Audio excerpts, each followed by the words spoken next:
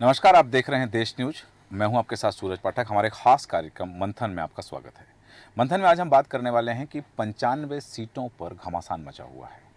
तीसरे चरण का मतदान होने वाला है। 7 मई को तीसरे चरण मतदान होगा और ये जो 95 सीटें हैं, इन 95 सीटों पर घमासान मचा हुआ है। 12 राज्यों की ये 95 सीटें। अब तक 2 चरणों का जो मतदान हुआ है, उस मतदान के प्रतिशत को देखते हुए राजनीतिक दलों के माथे पर, उनके नेताओं के माथे पर चिंता की लकीरें उभर आई हैं। पूरे देश में सियासी पारा चढ़ा हुआ है। हालांकि सभी के लिए चिंता की बात है कि 2 चरणों में पिछले चुनावों के मुकाबले कम मतदान हुआ और यही कारण है कि प्रधानमंत्री नरेंद्र मोदी अब धुआंधार प्रचार कर रहे हैं।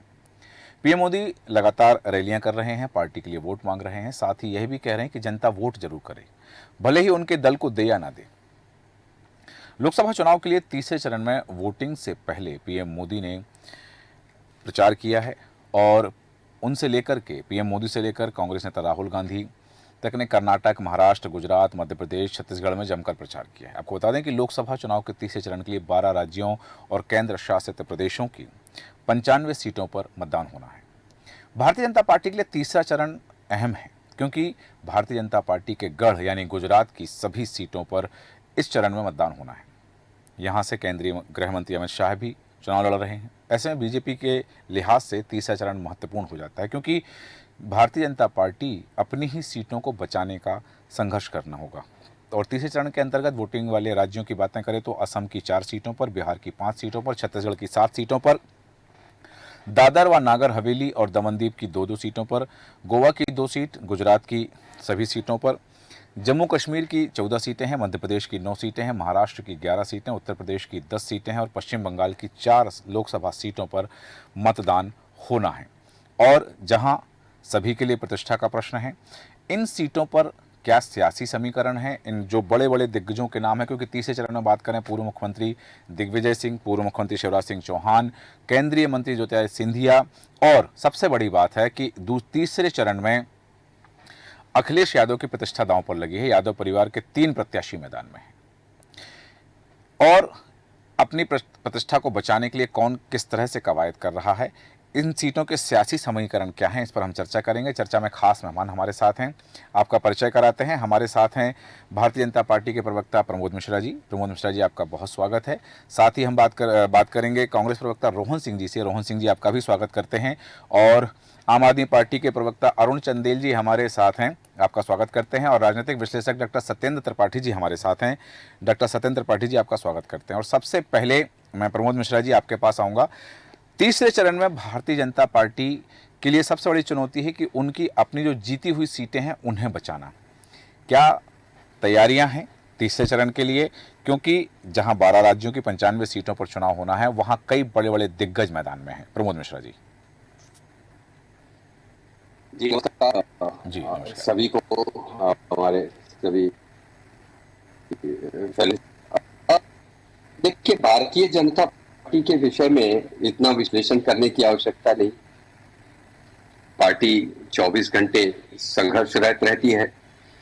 चुनाव छोटे हो बड़े हो, लोकतांत्रिक व्यवस्था में, प्रणाली में आने वाले जितने भी चुनाव हैं उनको गंभीरता से लेकर के हम हमेशा कार्यरत रहते हैं।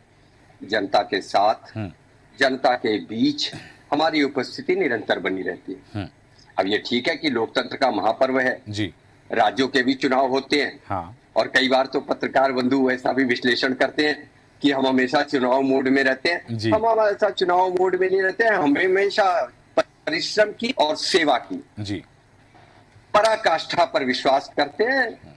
राजनीति हमारे लिए देश की उन्नति, प्रोन्नति और जनता की सेवा का एक प्रभावी माध्यम है। इसको गंभीर से लेते हुए लोकतांत्रिक प्रणाली में जो संभावनाएं हैं जी, उनके आधार पे क्रियाशील रहते हैं, कार्यरत रहते हैं जी। हर कार्यकर्ता सबसे महत्वपूर्ण है और ठीक है, शीर्ष नेतृत्व तो अपने परिश्रम की पराकाष्ठा रखता है। हम पूरी मेहनत से लगे हुए हैं और जनता का आशीर्वाद बार बार लगातार निरंतर लोगों ने देखा 2014 में भी प्राप्त हुआ। उत्तर प्रदेश के परिप्रेक्ष्य में देखें तो 2017 में, 2019 में आम चुनावों में लोगों ने देखा कि हम और पहले से बड़ा प्रचंड बहुमत लेकर के आए और अभी पीछे जो चुनाव हुए 3 राज्यों में, हमने अपने परिश्रम के बल पे ठीक और जनता के बीच में हम गए अपनी योजनाओं को लेकर के, और जनता ने अपना आशीर्वाद हमें दिया और पुनः विश्वास रखते हैं ठीक कि पूर्ण विश्वास प्राप्त होगा और हमें कोई चिंता का विषय हमें कहीं नहीं दिखता। ठीक है, वापस 4 आता जून हूँ। को 400 पार। ठीक है, वापस आता हूँ आपके पास में। हालांकि ये शब्द बहुत दिन बाद सुनने मिला है, जो भी प्रमोद मिश्रा जी ने कहा है कि अब की बार 400 पार, क्योंकि कुछ दिन बीच में ये शब्द गायब हो गया था पहले दूसरे चरण के नहीं, मतदान के बाद। मैं थोड़ा संशोधन कर दूं। जी। मैंने जो कहा है, मैंने कहा है अब की बार 400 पार नहीं, मैंने कहा है हाँ। 4 जून को 400 पार। अच्छा, 4 जून को 400 पार, ये प्रमोद मिश्रा जी ने कहा है। वापस आता हूँ आपके पास में। रोहन सिंह जी, आपके पास आना चाहूंगा। और जैसा कि अभी प्रमोद मिश्रा जी ने कहा कि परिश्रम की पराकाष्ठा और प्रधानमंत्री नरेंद्र मोदी का चेहरा, प्रधानमंत्री नरेंद्र मोदी की गारंटी, शीर्ष नेतृत्व अपने परिश्रम कर रहा है और इस भरोसे से वो जनता के बीच में है तीसरे चरण के मतदान के लिए, जहां प्रधानमंत्री मोदी खुद अपील कर रहे हैं कि जनता ज्यादा से ज्यादा मतदान करे। कांग्रेस किन तैयारियों के साथ में और किन चेहरों के साथ में, किन बातों को लेकर के जनता के बीच में है? कांग्रेस, इंडिया अलायंस या देश को, हर आदमी जो देश को प्यार करता है उसको मालूम है कि ये चुनाव उसके लिए कितना महत्वपूर्ण है। जी। सन 47 के बाद ऐसा चुनाव हुआ नहीं है। ये भारतीय राजनीति में जैसे नरेंद्र मोदी जी का उदय एक अभूतपूर्व घटना है, उससे पहले उनकी जैसा कोई आदमी नेता था नहीं। और जिस तरह वो प्रधानमंत्री है और जिस तरह से उन्होंने काम किया है, वो अब उस तरह कोई करता है नहीं। जिस तरह से उन्होंने संवैधानिक संस्थाओं का दुरुपयोग किया, बेरोजगारी अभूतपूर्व है। आर्थिक मोर्चे पर एक छोटा दुकानदार से लेकर सरकारी नौकरी करने वाले तक परेशान। कोई आदमी नॉर्मल जो 20-25 हजार कमाने वाले आदमी का महीने का खर्च नहीं निकल पा रहा। बच्चे को पढ़ाई से लेके इतने महंगा पेट्रोल। आज आंकड़े आए कि सरकार ने 26,99,000 कुछ 800 करोड़ सरकार ने सिर्फ एक्साइज में, टैक्स में कमाई करी पेट्रोल पिछले 10 साल में। समझ रहे कितनी बड़ी बात है कि जब देश में कोरोना का पीरियड था, लोगों ने डिफॉल्ट कर गए EMIs, लोगों ने सोने गिरवी रख के किसी तरह से अपना खर्चे चलाए। कितना बड़े देश में लोगों ने आत्महत्या करी और इकोनॉमिकल डिस्ट्रेस में आज भी प्रतिदिन 3 आदमी 4 आदमी पूरे देश में आत्महत्या कर रहा है। ये NCRB का आंकड़े बता रहा हूँ। तो आप ही समझिए कि जब मैं अपनी बात खत्म कर रहा हूँ सूरज जी, तो 30 सेकंड चाहिए जी। तो जिस तरह से देश जिन परिस्थितियों में है ना, तो अपने आप ही बाइनरी की लड़ाई हो जाएगी। एक उनकी तरफ खड़े होंगे, हमारी तरफ खड़े होंगे, यही मामला रहेगा। जो देश बचाने वाले लोग एक तरफ हो जाएंगे और इसके साथ परमानेंट देश को ऐसे नुकसान जो कि दीर्घकालिक इसके प्रभाव रहेंगे, उनके साथ जो खड़े वो एक तरफ हो जाएंगे। आपने कहा देश बचाने वाले लोग एक तरफ खड़े हो जाएंगे। यहाँ बात देश बचाने की हो रही है। कई बार कांग्रेस की ओर से संविधान बचाने की बात कही जाती है। आपने एक शब्द कहा, मैं थोड़ा सा चाहूंगा कि उसको विस्तृत उसकी परिचर्चा हो जाए। आपने कहा रोहन सिंह जी की 1947 के बाद में ऐसा चुनाव देश में कभी नहीं हुआ है। किस परिदृश्य में आपका यह वक्तव्य था? बताता हूँ। भारत में जब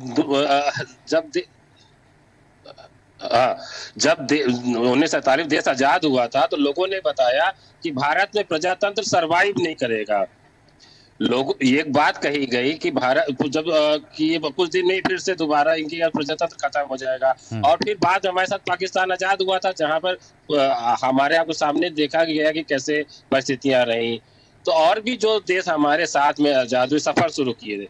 लेकिन जवाहरलाल नेहरू जी की दूरदर्शिता समझिएगा, जब ये बात उठी कि यूनिवर्सल सफरेज, मतलब कि हर एक को वोट देने का अधिकार प्राप्त होना चाहिए, तो वो इसके समर्थन में खड़े थे। उन्होंने कहा तो वोट देने का अधिकार होना चाहिए, क्योंकि ये उनको भरोसा था भारतीयों की समझ पर कि वो जानते उनके लिए बेहतर क्या है।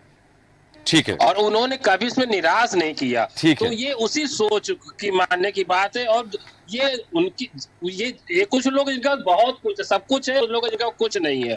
तो जिनके पास कुछ नहीं, उनकी संख्या बहुत बड़ी है। ठीक है। इसलिए भारत उम्मीद जगाता लोकतंत्र। ठीक है, जिनके पास कुछ नहीं है उनकी संख्या बड़ी। आपकी ये दोनों बातें लेकर के मिश्रा जी के पास जाऊंगा, लेकिन अभी अरुण चंदेल जी, आपका स्वागत करते हुए सीधे आपके पास आना चाहूंगा कि बात हो रही है तीसरे चरण के मतदान की। और तीसरे चरण के मतदान में जहां एक तरफ देखा जा रहा है कि गुजरात कांग्रेस का गढ़ माना जाता है। पिछले चुनाव में क्लीन स्वीप की स्थिति थी। इस बार आम आदमी पार्टी के प्रत्याशी भी वहां से मैदान में हैं। वो कौन सा जादू होगा कि वहां भारतीय जनता पार्टी के चुनावी रथ को आप रोक पाएंगे? देखिए अब तीसरे चरण का मतदान आना है, पर पहला फेज जो जीता है उसमें गुजरात तो आपको ही बता दें जी। वहाँ पे आप पार्टी पहले भी इलेक्शन कर चुकी विधानसभा में, जिसकी वजह से राष्ट्रीय पार्टी बनी। और आज वो गुजरात आउटर क्षेत्र है, कुछ ऐसे क्षेत्र हैं वहाँ पे भारतीय जनता पार्टी के नेताओं से लोग रुष्ट हैं, जो पूर्णतः इंडिया अलायंस के साथ। और आपने ये भी देखा कि वहाँ पर जो अभी हमारे वरिष्ठ नेता जहाँ जहाँ कैंपेनिंग कर रहे हैं, वहाँ भीड़ देख के आपको इसका अंदाजा लग गया होगा हाँ। कि फिर से जो पोजिशन है कि भारतीय जनता पार्टी घबरा गई, और उनके बयानों में ये देखने को साफ जाहिर होता है। ठीक है। और हर चरण में जी। कुछ ना कुछ ऐसे मुद्दे सामने आ रहे हैं जिनके इनकी परसेंटेज माइनस में जा रहा है, जैसे कि इलेक्ट्रॉनिक बॉन्ड आया, रमन्ना आया, अब देखिए कोविड आ गया, हर समय का ग्राफ है, और आने वाले समय में हो सकता है सरकार बनना भी मुश्किल है। चलिए, आपने कहा कि सत्ताधारी दल की मुश्किलें हैं। हालांकि जिस तरह से भारतीय जनता पार्टी के प्रवक्ता, भारतीय जनता पार्टी के नेता अपने वक्तव्य को प्रस्तुत करते हैं, वो आत्मविश्वास उनमें वो झलकता है। डॉक्टर सत्येंद्र त्रिपाठी जी, आपके पास आना चाहूँगा। तीसरे चरण के मतदान के लिए 12 राज्य, 95 सीटें, बड़े बड़े नामों की साख दांव पर है। जहां एक तरफ हम बात कर रहे हैं कि इन 95 सीटों में से कई सीटें ऐसी हैं जहां भारतीय जनता पार्टी के लिए चुनौती है कि वो अपनी जीती हुई सीट बचा सके, और कई सीटें ऐसी हैं जहां कांग्रेस अपने वजूद की लड़ाई लड़ रही है। जी सूरज जी, नमस्कार। और पूरे डिबेट में शामिल सभी को नमस्कार। 2009 में जो 95 सीटों का चुनाव के बारे में बता रहे हैं, जी। 2000 में बीजेपी 7 सीटें जीती थी, और 2014 में वो 67 सीटें जीती थी, और 2019 में वो 72 सीटें जीती थी। तो ये आप कह सकते हैं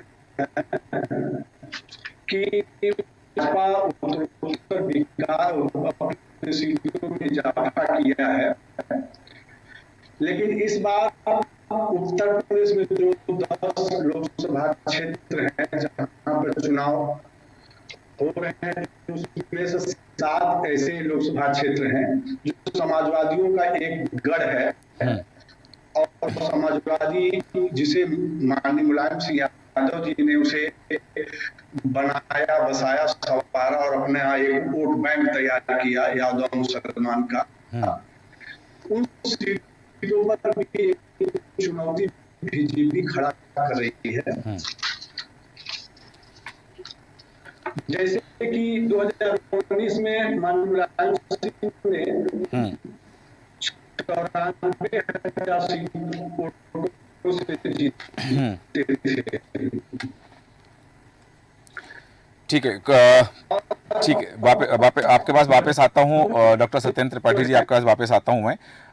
जिस तरह से चर्चा हो रही है कि यहाँ उत्तर प्रदेश का परिदृश्य आपने दिया है, और उन सीटों का गणित की जिन 95 सीटों पर वर्तमान में चुनाव हो रहा है, उन सीटों पर पिछले 3 चुनाव में क्या परिणाम रहे हैं। प्रमोद मिश्रा जी, बात हो रही है कि जिन मुद्दों को लेकर के हम चर्चा कर रहे हैं कि तीसरे चरण में, क्योंकि हमने देखा है कि पहले चरण में भारतीय जनता पार्टी ने अपनी उपलब्धियाँ गिनाई, अपनी खूबियाँ बताई, फिर दूसरे चरण में भारतीय जनता पार्टी ने विपक्ष की खामियां गिनाई। दूसरे चरण में हमने देखा, क्योंकि पहला चरण जहां था 370 की बात हुई, राम मंदिर की बात हुई, 3 तलाक की बात हुई, यूसीसी की बात हुई, सीएए की बात हुई कि भारतीय जनता पार्टी ने ये किया है। दूसरे चरण में बात मंगलसूत्र से शुरू हुई और वो विरासत कर तक पहुंची। तीसरे चरण में हमने आरक्षण की बात देखी, और अब पाकिस्तान की भी एंट्री हो गई है। भारतीय जनता पार्टी ने कर दी कि पाकिस्तान जो है वो भारत में राहुल गांधी को प्रधानमंत्री बनाना चाहता है, और इस तरह को लेकर के तमाम चीज़ें हुई हैं। मुद्दे स्विच हो रहे हैं, स्विंग हो रहे हैं। जनता के मुद्दों की बात यही है क्या?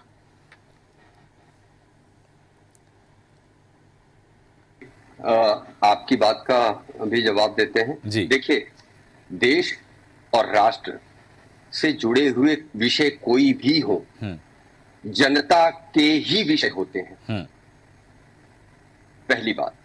सिर्फ और सिर्फ कोई एक विषय है, आइसोलेशन में कभी आप ये नहीं कह सकते कि यही एक विषय है। हाँ।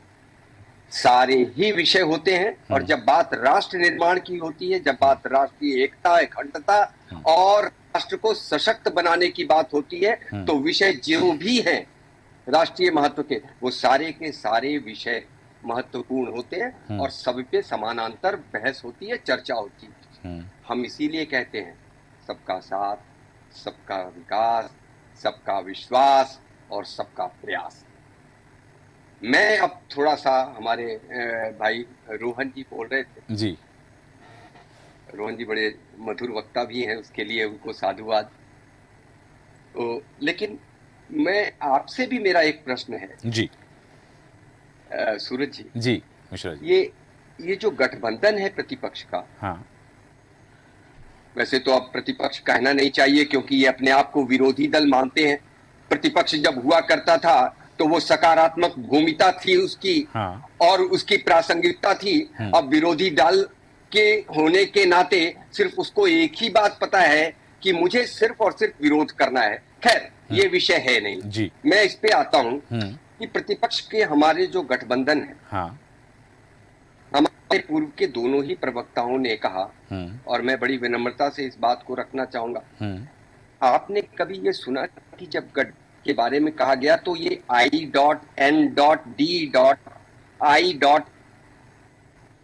ये इंडिया अलायंस कैसे आ जाता है जब उसमें लास्ट वर्ड ए का मतलब अलायंस होता है? हाँ। कंफ्यूजन है। जब कंफ्यूजन इसी में है, कंफ्यूजन नीतियों को लेकर के है। नीतियां है नहीं, नेतृत्व है नहीं, नेता है नहीं, दिशा है नहीं, दशा पे आप चर्चा कर रहे हैं, तो सब कुछ तो सशंकित है। स्वयं के बारे में ही स्पष्टता ना हो। खैर, इसको भी छोड़ देते हैं। भाई रोहन ने कहा, हाँ। और देखिए, अब आप कहेंगे कि मैं भी पाकिस्तान को लेके आ रहा हूं। आपने अगर आप पूर्व ध्यान दें तो रोहन भाई ने कहा पाकिस्तान यही लेकर के आए। इन्होंने कहा हाँ। कि भारत आजाद हुआ और पाकिस्तान आजाद हुआ। हाँ। रोहन भाई, पाकिस्तान आजाद नहीं हुआ, भारत का बंटवारा किया गया। ये शब्दों में संशोधन किए। आ रहा हूं रोहन जी आपके पास। और बंटवारा करने वाले उस विषय पे अगर ना ही छेड़ा जाए तो बड़े कठोर शब्दों का प्रयोग हो जाएगा। दूसरी बात जी, चुनाव आप कह रहे थे पहला है। हाँ। हमारे राजनीतिक विश्लेषक भी बैठे हैं जी। और आप जी, यहाँ लोक सभा महावीर जी ने कहा था, जब चाइनीज एग्रीबारे में पूर्व प्रधानमंत्री श्रद्धेय पंडित जी ने कहा कि ये तो इन पहाड़ों पर तो घास भी नहीं उगती, अगर ले गए तो क्या हुआ? तो महावीर जी ने कहा था कि मेरे सर पे बाल नहीं है तो क्या करूं, सर भी काट करके दे दूं। मत छोड़िए इन विषयों को जी। इतने गड्ढे हैं कि उनमें धंसते चले जाएंगे। लेकिन विषय, मैं फिर से आता हूं जी, सूरज जी, राष्ट्र से जुड़े हुए कोई भी विषय हो वो महत्वपूर्ण। प्रमोद जी, आपको रोकना चाह रहा हूँ, आपको रोकना चाह रहा हूँ। संविधान बचाने की बात। प्रमोद मिश्रा जी, आपको रोकना चाह रहा हूँ। रोहन सिंह जी ने एक बात और कही कि जो देश को जोड़ने वाले लोग हैं वो एक तरफ खड़े होंगे। मैं इस पर आपकी प्रतिक्रिया चाह रहा हूँ। बिल्कुल, मैंने आपको पूर्व में ही कहा, ये देश को जोड़ने वाले लोग हाँ। 2019 में भी देश की जनता ने बता दिया था देश को जोड़ने वाले लोग कहाँ हैं, और वो एक तरफ खड़े हो गए। लेकिन इनको भी एक जवाब देना पड़ेगा कि आप धारा 370 के विरोध में हैं या समर्थन में। आप श्री राम मंदिर के भव्य निर्माण के साथ खड़े हैं या विरोध में खड़े हैं? इस विषय को मुझे लगता है रोहन जी के साथ हमारे अगर इस विषय पे चर्चा होगी तो बड़ी बृहद होगी, समय बढ़ाना पड़ जाएगा। नहीं, ठीक है, क्योंकि समय की सीमा है। सूरज भैया जी, रोहन जी, मैं सबसे पहले जैसा प्रमोद जी ने आपकी तारीफ की है, बहुत मधुर वक्ता है आप, आपको साधुवाद देते हुए, और उन्होंने अपने वक्तव्य की शुरुआत की थी, तो सबसे पहले आप उनका साधुवाद ग्रहण करें, फिर कुछ सवाल उन्होंने खड़े किए, उनके जवाब दे दीजिएगा। वही मैं कहने जा रहा था, प्रमोद भैया बड़े भाई हैं, उन्होंने तजुर्बेदार है, उन्होंने देखा तारीफ की, हमारी खुशी की बात है। मैं बात दूसरी कहना चाहता हूँ जी। समय कम इसलिए, लेकिन मैं थोड़ा तेजी से बोल रहा जी हूँ। जी 1920 में हिंदू महासभा के बैनर तले वीर सावरकर जी, इनको कहते हैं विनायक दामोदर सावरकर, जिन्होंने 1920 में पुणे का अधिवेशन में कहा कि हिंदू और मुसलमान इस देश में नहीं रह सकते, इस देश में दो राष्ट्र है। तो मोहम्मद अली जिन्ना से लेकर रहमत अली से पहले से, उससे पहले से जहां से इसका कीड़ा निकला था, वो दिमाग था विनायक दामोदर सावरकर जी का। आप समझिएगा, आप इसका पूरे ये दूसरी मुस्लिम लीग के साथ अंतरिम सरकार बनाई, श्यामा प्रसाद मुखर्जी वित्त मंत्री बने। तो ये आरोप, ये सब गलत बात वाली बात। गालवान वैली इस देश ने देखी है। आपने मंच पे आकर बोला जी कि मिश्रा जी, ना कोई घुसा है ना कोई आया है। हाँ। आप देश के उन सोनम वांगचुक जो आपके पोस्टर पर हुआ करते, पिछले 150 दिनों से आंदोलनरत है, संघर्ष कर रहे हैं। हाँ। कोई आदमी बात नहीं कर रहा। मणिपुर जल रहा है, कोई बात नहीं कर रहा। हाँ। देश जोड़ने या बांटने की बात अगर सामने देखिएगा, आपको पूरे देश में दिखेगा। हाँ। कि ये डिवीजन करके ही ये मजबूत होते हैं, और डाइवर्जन करके लोगों को आप समझिए परिवारों में विभाजन कराते हैं। पवार का जी का परिवार हो, चाहे मुलायम सिंह यादव जी का परिवार हो, चाहे पासवान जी का परिवार हो, हर एक के परिवार के अंदर तोड़ कर देंगे, पार्टी में तोड़ कर देंगे, जातियों में बांट देंगे। हाँ। धर्म में बांट देंगे, कपड़े से पहचानेंगे, शमशान और कब्रिस्तान पे बात करेंगे। हर वो चीज जिससे ये तवलीन सिंह जी के लड़के तासीर ने टाइम मैगजीन में एक आर्टिकल लिखा था, और उसका टाइटल था डिवाइडर इन चीफ। पिछले चुनाव के टाइम पर वो आया था। तो उसमें उन्होंने क्रोनोलॉजिकल ऑर्डर में लिख के बताया था, आती तासीर ने कि मोदी जी की कोई राजनीति की जो मूल में कोर है, हाँ। कोर जो उनकी पॉलिटिक्स का तरीका है, वही डिवीजन का है। वो सीधे बांटते हैं, या तो आप उनके समर्थक है या विरोधी। इसलिए कह रहा था 1947 से लेके 2024 तक में ऐसा कोई भी नेता या प्रधानमंत्री इसमें नहीं हुआ। लोग इससे होते तो अलग मामलों से ज्यादा या कम रहे, अलग विषय है, लेकिन उस सत्ता के सीट पे 10 सालों से बैठे हुए हैं। आपके पास भी आ रहा हूं चंदेल जी, किस तरह से उन्होंने वो सारे, ठीक है मिश्रा रोहन सिंह जी 10 सेकंड बस, सूरज जी 10 सेकंड बस, आग्रह कर रहा हूं समय की सीमा। उन्होंने सरकारी संस्थानों का उपयोग करके जी अपना मतलब नुकसान पहुंचाया। दीर्घकालिक, चलिए बिल्कुल नहीं, मैंने कहा कि मैं आग्रह कर रहा हूं, 10 सेकंड में अपनी बात पूरी कर लीजिएगा। रोहन सिंह जी। सूरज जी, देश में दीर्घकालिक नुकसान पहुंचाया गया देश के ढांचे में। ठीक है, प्रमोद मिश्रा जी कुछ कहना चाह रहे थे आप, 10 सेकंड में अपनी बात रखें, फिर अरुण चंदेल जी के पास जाना चाहूंगा। देखिए 10 सेकंड तो नहीं, लेकिन थोड़ा बहुत मार्जिन दे दीजिएगा। ठीक है। देखिए अब आपने हम पर आरोप लगाया था कि पाकिस्तान की एंट्री हो गई। जी। इन्होंने 1920 तक की एंट्री पे चले गए ना ये। हाँ। क्यों चले गए? इसीलिए प्रासंगिकता खोते जा रहे हैं। गरीबी हटाओ का नारा लगाने वाले गरीबी नहीं हटा सकते। भैया आपने बोला कि मशीनरी का दुरुपयोग कर। रोहन भाई देखिए, बीच में नहीं, अभी तक मर्यादा से चल रहा है। रोहन भाई प्लीज, बीच में नहीं, ठीक प्लीज, 10 ही सेकंड तो मिला है। सभी मेहमानों से आग्रह है, समय की सीमा का ध्यान रखेंगे। जी प्रमोद मिश्रा जी। एक्सीडेंटल जी, इन्होंने कहा, किसी की किताब का नाम दिखाया। हाँ। संजय बारू की एक किताब निकली, एक्सीडेंटल प्राइम मिनिस्टर, जरा पढ़ लीजिएगा, समझ में आ जाएगा। हिंदू आतंकवाद का किसने नाम था? हिंदू आतंकवाद आर.के. सिंह आपके यहाँ से सांसद है। फिर आप बीच में बोल पड़े रोहन जी। अंततः वही है, मतलब ठीक है। जातीय जनगणना पर ये महत्वपूर्ण बता रहा हूँ। 1961 में पंडित जी ने उसका विरोध किया। 1989 में स्वर्गीय प्रधानमंत्री श्रद्धेय राजीव ने कहा कि ये नहीं हो सकता। पंडित राहुल गांधी बताएंगे कि वो उनकी जातीय जनगणना के बाद उनकी जाति, कौन सी जाति की व्यवस्था में वो फिट होते हैं। चलिए, चूंकि हम विषयांतर नहीं होंगे, क्षमा चाहता हूं। समाज का वर्गीकरण इस तरह से करने का षड्यंत्र, हाँ, ये हमेशा से यही कांग्रेस की विभाजक नीतियां रही हैं। जी ठीक है, चूंकि समय की सीमा है, अरुण चंदेल जी के पास आना चाहूंगा। और जहां तक मुझे पता है मिश्रा जी, यदि समय रहा तो वापस आता हूँ। 5 सेकंड, जी जी, 5 मिनट, 5 सेकंड के लिए। जी जी जी। रोहन भाई 6 तारीख को 6 बजे आप भी आमंत्रित हैं शपथ ग्रहण समारोह में। जब आवाज सुनाई पड़ेगी, मैं नरेंद्र दामोदर अच्छा, मोदी 4 तारीख को रिजल्ट ईश्वर आएगा, की 6 तारीख को लेता हूं शपथ ले रहे हैं। चलिए बिल्कुल, तो 2 ये दिन बाद ही तो होता है। 5 को ले लेंगे, आप चाहे आएंगे तो आपके हिसाब से जब समय हो। चलिए, हम ठीक है। हमारे तरफ से भी आपको निमंत्रण है। चलिए ठीक है, बिल्कुल। अरुण चंदेल जी, मैं आपके पास आना चाहूंगा। और बात है कि आम आदमी पार्टी हमेशा कहती है कि हम आंदोलन जीवी पार्टी, हम आंदोलन से उपजी हुई पार्टी हैं, और जिस आंदोलन का जिक्र किया जाता है वह आंदोलन भ्रष्टाचार के लिए था, कि भ्रष्टाचार मुक्ति के लिए था, भ्रष्टाचार हटाने के लिए था।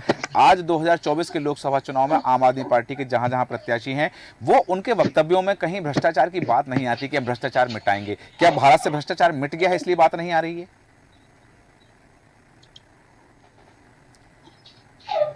हमारे उत्तर प्रदेश के उन्होंने आज ही फैसला लिया, कोविशील्ड में भ्रष्टाचार का उजागर करा है। हम आप भी बताना चाहेंगे जी अब ये ठीक है, फील्ड में सुनिए भाई साहब, जी जो कोविशील्ड से हुआ आज क्या कितनी उसका कोई आंकड़ा नहीं है।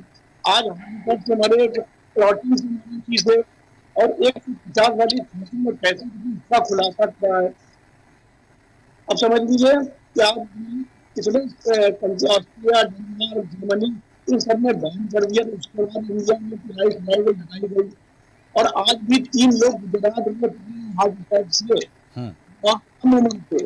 ये खुलासा आज करा है, इससे पहले जो खुलासा करा गया है, हाँ ये बता दूं आपको हाँ कि ये देखिए 405 का पास हो गया है। ठीक है, ठीक ठीक है। मतलब आप अपने मुद्दे पर अभी कायम हैं, मतलब आप अपने मुद्दे पर अभी कायम हैं, और भारतीय जनता पार्टी की और जो केंद्र सरकार है और जो एनडीए गठबंधन है उसके विरुद्ध में आपने मोर्चा खोला हुआ है। अब चूंकि बात जनता के पाले पर है, जी जी अरुण चंदेल जी, चूंकि समय हो चुका है, समय हो चुका है चूंकि अरुण चंदेल जी, इसलिए हालांकि जैसा मैंने पहले भी कहा कि ये जिस विषय पर हम चर्चा कर रहे हैं कि तीसरे चरण के मतदान के लिए सभी पार्टी के नेताओं के माथे पर चिंता की लकीरें, और चिंता की लकीरें जिस विषय से हैं वो विषय सिर्फ ये है कि मतदान के प्रतिशत को लेकर के अब देखना दिलचस्प होगा कि वो मुद्दे जो उछाले गए हैं तीसरे चरण में क्या जनता तक प्रभावी हो पाते और जनता मतदान के लिए कितनी ज्यादा आ पाती, ये देखना दिलचस्प होगा। हालांकि बिंदु और जिन पर हम चर्चा कर सकते हैं, पर समय हमें अनुमति नहीं देता, इसलिए चर्चा को विराम देंगे। प्रमोद मिश्रा जी, रोहन सिंह जी, अरुण चंदेल जी, डॉक्टर सत्येंद्र कुमार त्रिपाठी जी, आप सभी का धन्यवाद चर्चा में शामिल होने के लिए। और घमासान है तीसरे चरण के 12 राज्यों की 95 सीटों पर, और इन 95 सीटों में से कई सीटों पर दिग्गजों का भविष्य दांव पर लगा है। और भारतीय जनता पार्टी के लिए इसलिए ये तीसरा चरण अहम है क्योंकि उन्हें अपनी जीती हुई सीटें बचाना है, और कांग्रेस कई सीटों पर अपने वजूद के लिए लड़ रही है। देखना दिलचस्प होगा कि जिन राज्यों में ये चुनाव है और 95 सीटों पर यह चुनाव होने जा रहा है, अब यहां मतदाता क्या निर्णय सुनाता है, और इन प्रत्याशियों के भाग का फैसला 7 तारीख को ईवीएम में कैद हो जाएगा। देश न्यूज आपसे अपील करता है कि तीसरे चरण के मतदान जिन राज्यों में जिन सीटों पर हैं वहां के मतदाता मतदान करने अवश्य जाएं। हमारे आज के खास कार्यक्रम में इतना ही। बने रहे देश न्यूज के साथ। नमस्कार।